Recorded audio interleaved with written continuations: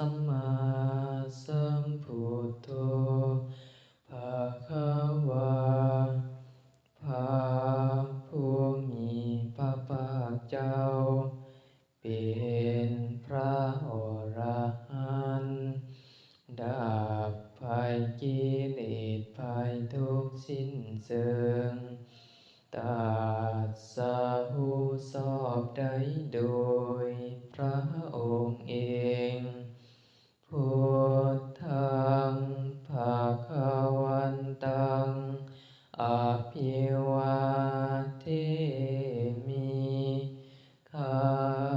พระเจ้าอภิวาทพระผู้มี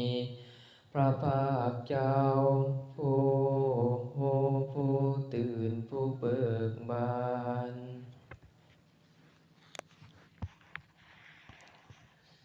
สวากขาโตภะคะวะตาธัมโมพระธรรมเป็นธรรมที่พระผู้มีพระภาคเจ้าตรัสไว้ดีแล้วธัมมังนามัสสา